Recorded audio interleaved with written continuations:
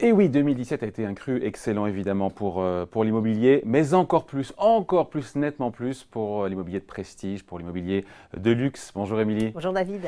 Alors, on va oser le dire, hein, 2017 a été une année vraiment exceptionnelle pour l'immobilier haut de gamme, avec cette spécificité quand même, il y a des biens, on va le voir, qui partent en quelques jours, normal, en quelques heures. Et oui, alors 2017, vous l'avez dit, a été un très très beau millésime pour le secteur du luxe. C'est même du jamais vu, hein, selon les professionnels du secteur qui viennent de publier leurs chiffres. Alors Barnes, par exemple, évoque une hausse de 15,6% du nombre de ces transactions, avec même un rebond de 23% pour les biens entre 1 et 4 millions d'euros. Son concurrent Sotheby's va encore plus loin, parlant lui d'une hausse de 38% par rapport à 2016. Tout ça avec des prix qui s'envolent, en moyenne de 10% sur un an. Alors parmi les endroits les plus demandés, on trouve par exemple Paris, Bordeaux, le Poitou-Charentes, le bassin d'Arcachon et toujours la Côte d'Azur, bien sûr. Et donc, ce phénomène, ce qui est intéressant, c'est qu'il s'accompagne d'un autre phénomène pour le coup, celui de l'explosion des ventes flash. Des ventes flash, c'est quoi exactement maintenant que ça s'applique aussi à l'immobilier? Alors on va rappeler que ce sont des biens de 1, 2, 3, voire même 4 millions qui trouvent preneurs en un temps record, c'est-à-dire en général entre quelques heures et moins d'une semaine. Alors ces ventes flash ou éclairs, elles ont très bien marché cette année dans le secteur du luxe, surtout à Paris et dans la banlieue chic. Alors je vous donne quelques exemples. Hein.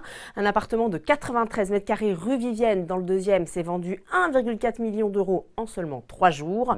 Vous avez un appartement de 149 mètres carrés rue Rambuteau vendu 2,1 million d'euros en moins de 48 heures. Ou encore, pourquoi pas, un duplex de 181 mètres carrés à Neuilly vendu 2,5 millions d'euros dès la première visite. Là, on se dit, Émilie, que c'est quand même un peu dingo, c'est que ce sont des biens qui sont évidemment très coûteux, très chers, très chers.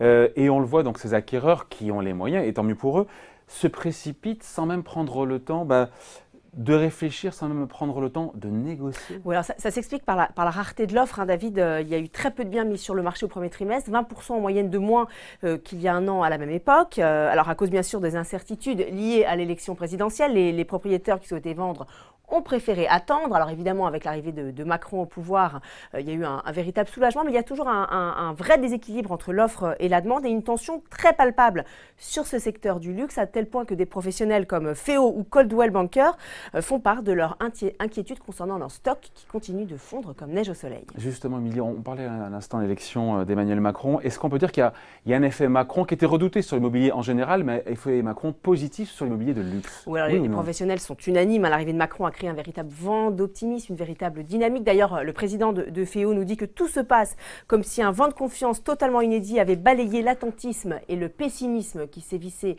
ces dernières années. Et ce, malgré la mise en place du nouvel impôt sur la fortune, le fameux IFI, qui aurait pu décourager. Eh bien, que nenni, les investisseurs sont de retour.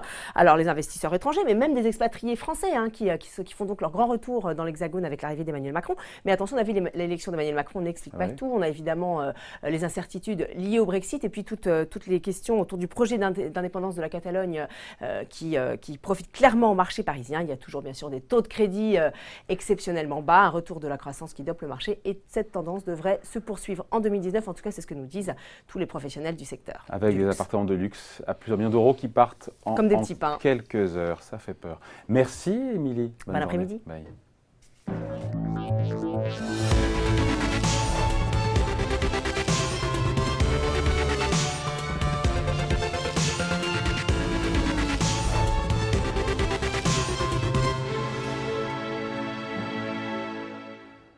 Quasiment 12h30, toujours en direct sur Boursorama. C'est la fin de l'émission, c'est la fin d'Ecorama, l'émission qui vous simplifie l'économie. Merci de votre fidélité, merci à vous d'avoir été avec nous. N'oubliez pas, bien sûr, il y a du replay dans les prochaines minutes sur votre site, sur Boursorama, pour tout voir, tout revoir, comprendre et savoir parfois aussi les chroniques, les rubriques, les interviews. Et puis on se donne rendez-vous dès demain.